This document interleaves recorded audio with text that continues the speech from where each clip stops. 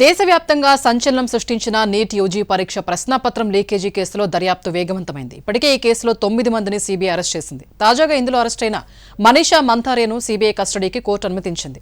దీంతో ఈ కేసులో మరిన్ని కీలక విషయాలు రాబట్టే పనిలో పడింది కేంద్ర దర్యాప్తు సంస్థ.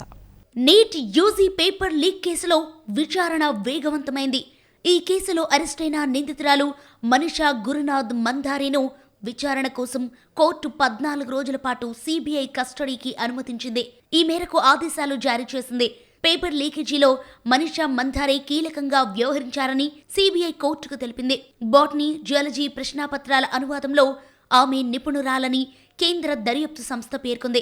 కులకర్ణితో పాటు మనీషా మంథారే, వాఘర్మే ఈ కుట్రలో కీలక పాత్రధారులని తెలిపింది. ఈ కేసుకు సంబంధించి దేశవ్యాప్తంగా రైడ్స్ విచారణ జరుగుతున్నాయని న్యాయస్థానానికి సీబీఐ వెల్లడించింది. ఈ క్రమంలో మంథారేను విచారించేందుకు 14 రోజుల కస్టడీ కావాలని కోరింది. వివిధ ప్రాంతాలకు ఆమెను తీసుకెళ్లి విచారించి ఆధారాలు సేకరించాల్సిన అవసరం ఉందని పేర్కొంది. ఫలితంగా ఆమెను సీబీఐ కస్టడీకి అప్పగించేందుకు కోర్టు అనుమతించింది. బయాలజీ పేపర్ లీకేజీకి మనీషా మంథారే ప్రధాన కారకురాలని సీబీఐ పేర్కొంది. మనీషాను ఢిల్లీకి తీసుకొచ్చి పోలీస్ ప్రధాన కార్యాలయంలో విచారించి ఆమె నేరాన్ని నిర్ధారించుకున్నాక అరెస్ట్ చేసింది సీబీఐ. నీట్ యూజీ పరీక్ష ప్రక్రియలో ఈమె భాగస్వామిగా ఉన్నారు. ఈమెను సబ్జెక్ట్ ఎక్స్పర్ట్గా గతంలో ఎన్టీఏ నియమించింది. పేపర్ సెట్టింగ్ కమిటీలో ఉండటంతో ఈమె బోటనీ, జియాలజీ ప్రశ్నాపత్రాలను నేరుగా పరిశీలించే అధికారం పొందారు. ఆ అధికారాన్ని దుర్వినియోగం చేసినట్లు సీబీఐ దర్యాప్తులో తేలింది. తనకు లక్షల రూపాయలు చెల్లించిన కొద్దిమంది నీట్ యూజీ అభ్యర్థులకు ప్రశ్నలను చేరవేసినట్లు సీబీఐ దర్యాప్తులో వెల్లడైంది. మహారాష్ట్రకు చెందిన మనీషా వృత్తిరీత్యా బోటనీ అధ్యాపకురాలు.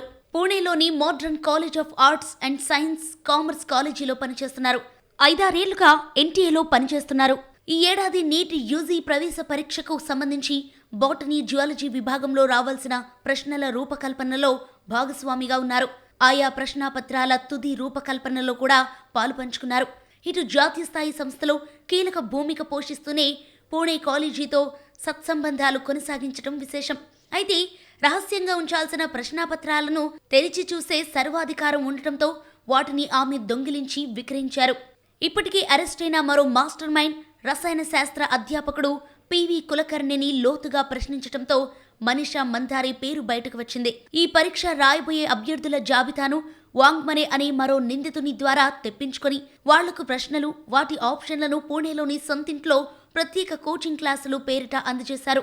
వాంగ్మనేను 4 రోజుల క్రితమే సీబీఐ అరెస్టు చేసింది. బాటనీ, జియాలజీ ప్రశ్నలు, వాటి ఆప్షన్లు, జవాబులు అచ్చుగుద్దినట్లుగా 2026 నీట్ యూజీ ఎంట్రన్స్ బయాలజీ పరీక్షలో వచ్చిన ప్రశ్నలతో సరిపోలాయని సీబీఐ వెల్లడించింది. పేపర్ సెట్టింగ్ కమిటీలో అంతర్గత వ్యక్తులు మొదలు మధ్యవర్తులు, అభ్యర్థుల దాకా అన్ని స్థాయిలో పకడ్బందీ నెట్వర్క్ ద్వారా ప్రశ్నపత్రాలను లీక్ చేశారు. దేశంలో అత్యంత ప్రతిష్టాత్మక వైద్య ప్రవేశ పరీక్షగా భావించే నీట్లో పేపర్ లీక్ ఆరోపణలు వెలుగులోకి రావటం విద్యార్థులు, తల్లిదండ్రుల్లో తీవ్ర ఆందోళన కలిగిస్తోంది. ఈ కేసులో మరిన్ని అరెస్టులు జరిగే అవకాశం ఉందని అధికారులు చెబుతున్నారు.